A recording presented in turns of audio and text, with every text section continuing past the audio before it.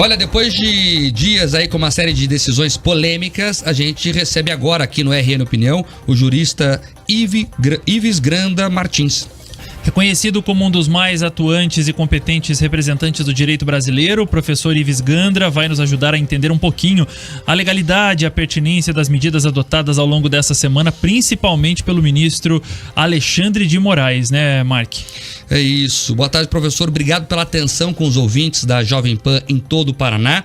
Eu começo perguntando ao senhor sobre essa decisão de afastar o governador do Distrito Federal, o Ibanez Rocha. O senhor considera que essa decisão do ministro Alexandre de Moraes foi acertada? Boa tarde. Não vai, tudo bem? De rigor, nós estamos aí com correntes doutrinárias diversas na questão dessa suspensão. Teoricamente, o ministro Alexandre de Moraes, ele, sem ter sido provocado pela Procuradoria-Geral da República ou pela Polícia Federal, qualquer órgão, tomou a decisão de suspender o governador, quando inclusive a Constituição faz menção que é o Superior Tribunal de Justiça que teria competência. Eu, pessoalmente, tenho uma corrente doutrinária diferente do ministro Alexandre de Moraes.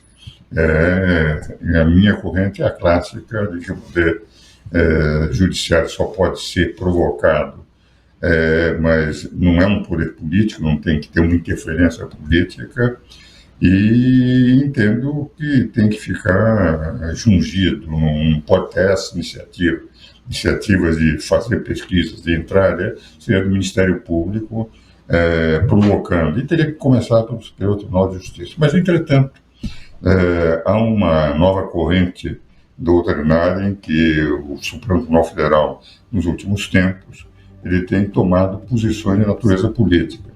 É a corrente consequencialista, que entende que o Supremo pode interpretar princípios gerais, que permite muitas vezes teses opostas com o mesmo princípio, e muitas vezes superar, inclusive, a legislação infraconstitucional na interpretação dos princípios e aplicar eles mesmos a interpretação daquele princípio geral. É uma corrente chamada consequencialista do direito neoconstitucionalista, que não é a minha, mas que eu respeito.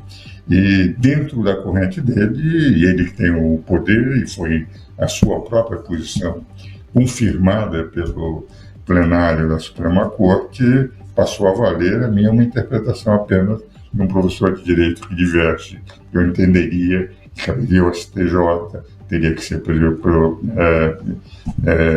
provocado, e ao mesmo tempo teria que ter provas maiores, porque, de rigor, a BIM, quando alertou o governo federal, não alertou o Distrito Federal, e alertou no sábado que isso poderia haver.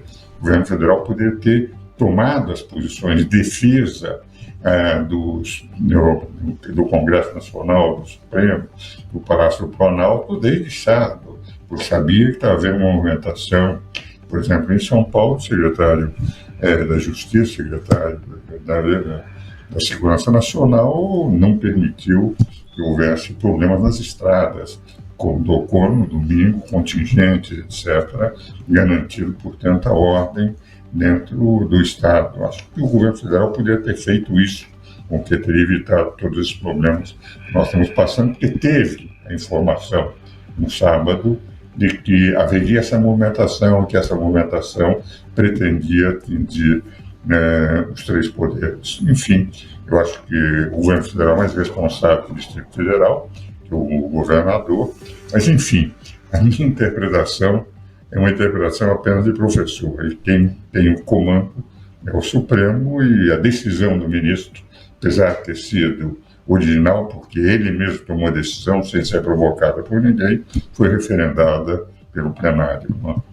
Doutor, boa tarde para o senhor. Eduardo Escola falando aqui. Em algumas entrevistas recentes, o senhor deu a declaração de que o STF precisa ou tem que trabalhar para resgatar novamente o respeito da nação brasileira, né? Porque tem muita gente torcendo o nariz quando ouve essas três letrinhas, STF, em qualquer assunto. E aí, o caminho, ou pelo menos o questionamento que eu tenho a fazer para o senhor é o seguinte: existe um caminho para o STF voltar a conquistar, ou pelo menos reconquistar o brasileiro que torce o nariz hoje quando ouve falar qualquer notícia sobre o Supremo? Veja o seguinte, o primeiro aspecto que eu quero considerar é o seguinte, os ministros do Supremo Tribunal Federal, todos eles são competentes juristas. São juristas que entendem o direito, conhecem o direito e são, enfim, não estão lá por acidente. São conhecedores de direito. O que ocorre é o seguinte, o fato de o Supremo Tribunal Federal ter se transformado também num poder político, teve interferência nas eleições, quando proibiu as redes conservadoras nas últimas 2 semanas, muitas vezes de publicar, censurou. Por outro lado, mesmo o próprio resgate da candidatura do presidente Lula, com aquelas 3 decisões do ministro Fachin em relação ao foro do ministro Gilmar Mendes, em relação à suspeição com outros argumentos também que ele apresentou, e do ministro Lewandowski, da não utilização das provas, evidentemente garantiu o presidente Lula a concorrer sem nenhum problema da chamada ficha limpa. Por outro lado, quer dizer, o que vai dizer uma atuação cada vez mais política nessa corrente consequencialista do direito, em que o Supremo pode, à luz de princípios gerais, interpretar o princípio desde que seja provocado para dar uma solução àquela provocação. O certo é que foi provocado, teve essa atuação política, e a atuação política gerou, evidentemente, essa crítica do povo. Quando o Supremo era apenas, e era muito, um tribunal exclusivamente jurídico, provocado, sem interferência no processo político, quer dizer, naquele momento, o povo respeitava muito, que era uma espécie de resguardo final da nação. Os ministros de antes, como os ministros atuais, são muito respeitáveis. Só que a adoção de uma corrente consequencialista que implica numa atuação política levou, evidentemente, aqueles que não são favoráveis às decisões a tomarem realmente posição, entendendo que houve interferência política. E essa é a razão pela qual, hoje, o Supremo tem uns que o admiram e tem aqueles que, evidentemente, saíram vitoriosos nessa discussão, e aqueles que se sentiram lesados e que já não respeitam os ministros do Supremo, como no passado, nada obstante a qualidade e a idoneidade de cada um deles. Então, hoje, a forma que eu sempre desejei, tenho dito, tenho apresentado, porque era o meu sonho, é que ele voltasse a ser um Supremo igual, porque eles têm competência para isso, igual do tempo de Moreira Alves, de Oscar Correia, de o Galotti, do Ilmar Galvão, do Sidney Sanches, em que, efetivamente, nós temos um Supremo que era apenas, e muito, poder judiciário, sem interferência no processo político. Hoje não interfere diretamente no processo político e, evidentemente, sofre as mesmas críticas que o Poder Legislativo, o Executivo sofrem, que são os poderes políticos por excelência. Ives Gandra Martins, professor, advogado, jurista, escritor. Doutor, eu quero continuar nesse assunto e fazer uma provocação ao senhor agora. O senhor falou que existem as correntes, fez a explicação técnica do que pensa cada corrente, mas a minha preocupação é a seguinte: nós temos a lei, né, doutor? E, por exemplo, a lei prevê que um juiz, né, um magistrado, um ministro do Supremo tem que ser provocado para fazer certas coisas. Esse neoconstitucionalismo, ele está de acordo com a legislação que está posta? Na minha opinião, como eu disse, eu sou da corrente clássica do constitucionalismo, eu entendo que não. Basta dizer, por exemplo, nós temos, vou dar um exemplo, o inquérito do fake news. O Procurador-Geral da República mandou arquivar. Pelo artigo 129 da Constituição, quem pode dar início à ação penal é competência privativa do Ministério Público. Se a competência privativa do Ministério Público, ele pede o arquivamento, tem que ser arquivado. O Supremo teria que arquivar. O ministro Alexandre de Moraes entendeu, entretanto, que a matéria para continuar e continua independente do pedido da Procuradoria-Geral da República. Ora, se a Procuradoria-Geral da República tem o direito de iniciar a ação penal, é evidente que, sendo privativa, não é do Supremo Tribunal Federal. O Supremo interpreta como um regimento interno de que se poderia, enfim, utilizar o direito de prender pessoas dentro do tribunal, e o ministro Luiz Roberto Barroso interpreta que hoje, com a internet, pode se pegar em qualquer lugar, o que vale dizer no Brasil inteiro, não só dentro do prédio do Supremo. É um regimento interno feito pelos próprios ministros e a Constituição é deixada de lado. Então, o que eu quero dizer é o seguinte: eu participei de audiências públicas a convite dos constituintes em 87 e 88. Até hoje, o relator do constituinte é meu conselheiro no Conselho Superior de Direito da FEComércio, eu sou conselheiro dele no Conselho dos Notáveis da Confederação Nacional do Comércio, em que ele preside. E ele também entende que a corrente clássica do constitucionalismo exigiria que todos ficassem naqueles limites colocados na Constituição. Agora, nós temos uma nova corrente, aquilo que Hart, um justo filósofo inglês, que escreveu um livro famoso, O Conceito do Direito, ele dizia: direito é aquilo que a Suprema Corte diz que é. E nós temos no Brasil um direito sendo aquele, como dizia Hart, que a Suprema Corte diz que é. O presidente, o ministro Alexandre de Moraes, que tem belíssimos comentários à Constituição, ele, sem nenhuma provocação, suspendeu um governador, matéria de governo do Superior Tribunal de Justiça, e tem muitas vezes tomado decisões ele mesmo, independente de provocação, o que representa uma corrente que não é minha, e que não foi, a meu ver, que participei. Os senhores estão vendo atrás da minha poltrona diversos livros azuis. Aqueles 15 volumes foram os comentários que eu e Celso Bastos fizemos à Constituição do Brasil durante 10 anos, depois de 88 até 98. Depois o Celso faleceu e nós não continuamos, evidentemente não encontrei um parceiro para continuar os comentários e paramos em 98. Nós vivemos aquele momento. O Supremo, que o Constituinte desejou, isso eu posso dizer com tranquilidade, que tive lá, estava lá, era um Supremo em que era um poder exclusivamente de interpretação da lei, sem nenhuma interferência política nos outros poderes. Mas a nova corrente que predomina, e eles são intérpretes da Constituição, aqueles que estão atuando. Tem uma divergência, o que também tem que ser considerado o seguinte, não é? Eu leciono em universidade desde 1964. E as minhas interpretações são aquelas, enfim, que estudei, escrevi, enquanto que 4 dos ministros que lá estão, quando eu fiz a minha primeira sustentação oral na Suprema Corte, não tinham sequer nascido. O que vale dizer, eles representam uma nova geração de pensamento do direito.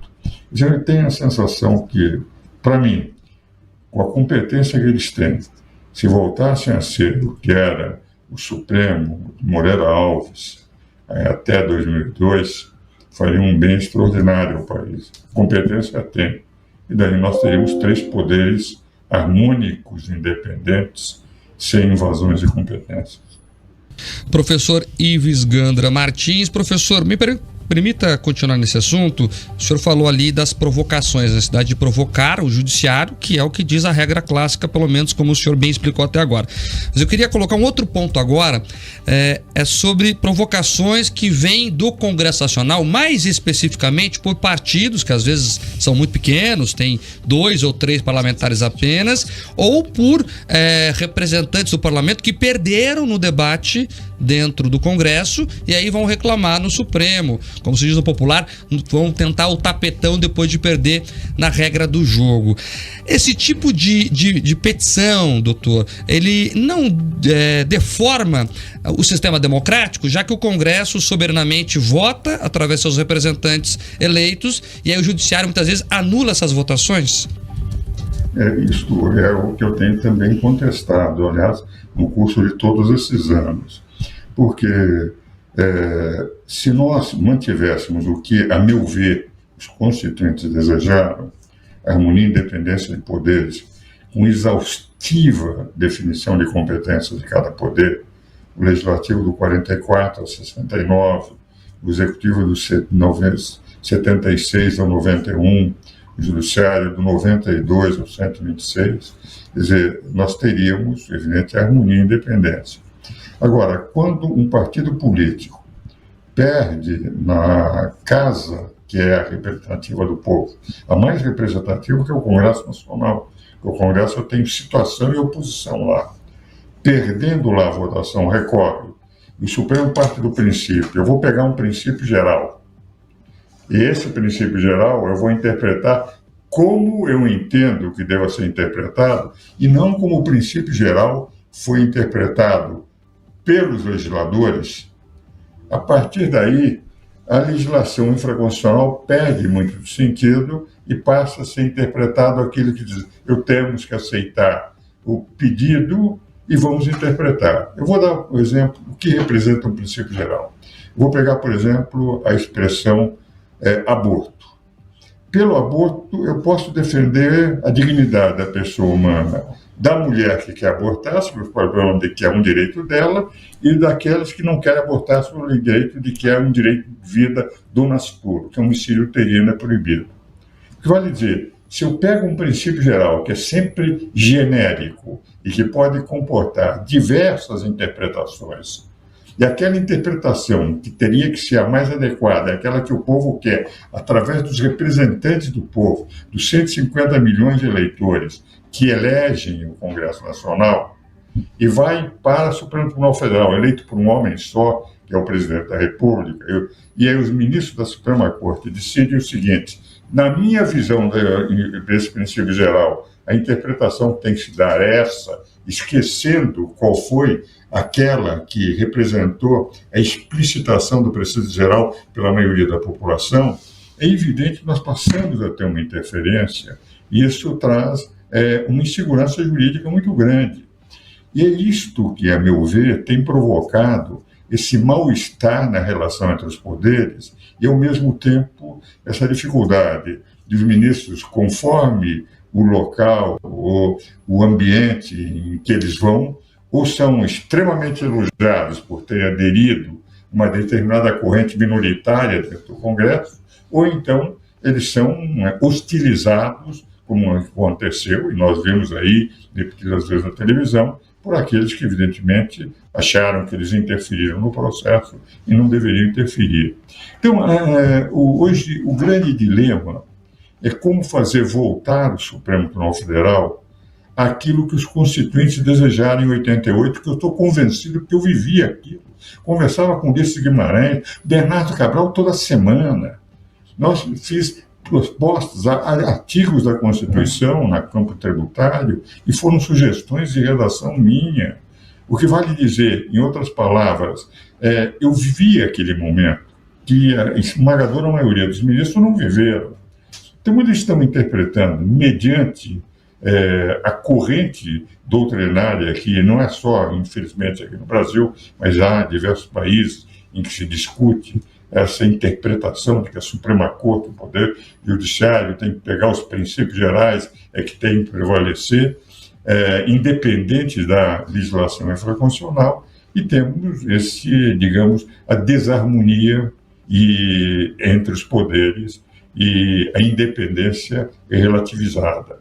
Agora, se voltássemos a ser o que era o Supremo do passado, todos eles exerceriam excepcionalmente bem, porque são todos competentes. Mas a impressão que eu tenho é que eles não querem voltar. Eles assumiram um papel, hoje tem uma importância política grande, hoje o Supremo Tribunal Federal é o mais importante poder da República, mais do que do presidente e do que dos senadores, deputados, porque na prática é o único que pode definir com a interpretação. Cada um, o que é a lei naquele momento, aquilo que o Hart dizia, o direito é aquilo que a Suprema Corte diz que é, no The Concept of Law, no seu famoso e clássico livro da concepção do direito, e nós vamos ter que conviver com isso, procurando ver se chegamos ao meio termo entre as correntes clássicas que eu defendo e os mais antigos constitucionalistas e os novos constitucionalistas que estão defendendo uma corrente de atuação mais ativa, mais política da Suprema Corte, que, a meu ver, de velho professor, trazem tranquilidade para não só a democracia, a insegurança jurídica, e é uma visão pessoal minha, que aos 87 anos, já à porta da eternidade, eu não vou ver as modificações futuras que poderão ocorrer na interpretação do direito por todos eles que estão aí. Professor, vamos continuar aí falando então sobre essa semana movimentada, né, principalmente em função das decisões ou dos atos do ministro Alexandre de Moraes, que ele também, além do pedido de prisão do Ibanez, teve o pedido de prisão do ex-secretário de Segurança Pública, o Anderson Torres, autorizou busca e apreensão na residência dele. E aí a gente queria saber do senhor, a avaliação do senhor, se realmente com esse documento, né, com essa minuta encontrada na casa do Anderson Torres, muito tem se falado que é uma tentativa de golpe. Na opinião do senhor, houve, ou pelo menos há indícios de uma tentativa de golpe com esse documento encontrado na casa do ex-secretário de Segurança do Distrito Federal e ex-ministro da Justiça? Veja o seguinte, eu falo como professor de Direito, não vejo nenhuma tentativa de golpe. O que nós temos é um documento, não é um documento, é uma minuta, não assinada por ninguém, de alguém que, ou ele, Anderson Reis, alguém levou para ele, e ele não aceitou, que sugere um instrumento que está na Constituição, que é o de Estado de Defesa. O que está naquele minuta não justificaria nunca o Estado de Defesa. Tanto é verdade que o governo Bolsonaro não adotou o Estado de Defesa. Pode ter sido escrito, levado para o Anderson, o Anderson disse, não sei qual é a resposta que ele vai dar, isso não é possível. Pode ter sido levado para o presidente da República, ele consultou os assessores, não é possível. Mas vamos admitir, só por hipótese, que houvesse a decretação do Estado de Defesa. O que diz a Constituição? Que teria que, em 24 horas, levar para o Congresso Nacional. E o Congresso Nacional, por maioria absoluta, teria que concordar ou não. Se o Congresso concordasse, se aplicaria o Estado de Defesa. Se o Congresso não concordasse, cessaria o Estado de Defesa, sem nenhuma outra consequência. O que vai dizer, como é que se pode considerar que houve uma tentativa de golpe por uma minuta não assinada, não aceita, não apresentada no governo, e que, se fosse assinada, teria que ter o aval do Congresso Nacional. Nós estamos vivendo com imaginação excessiva de todos que estão que interpretar o direito. Eu não sei o que vai dizer, eu não sei como é que ocorreu, como é que esse papel está lá, mas quantas vezes um advogado está examinando, eu quero interpretar a lei dessa forma, e um outro diz, olha, não pode.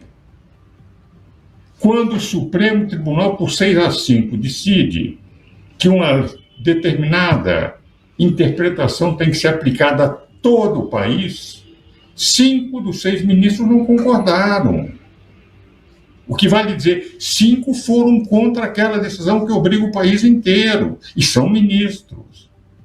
Ora, um papel que, se fosse assinado, teria que ser submetido em 24 horas para o Congresso, e só por maioria absoluta o Congresso teria, e que não foi assinado porque o conteúdo daquele papel era absolutamente impossível de se caracterizar Estado de Defesa, conturbação no Tribunal Superior Eleitoral. Qual é o artigo 136? Na Justiça não há nenhuma possibilidade de aplicação em Estado de Defesa ou Estado de Sítio.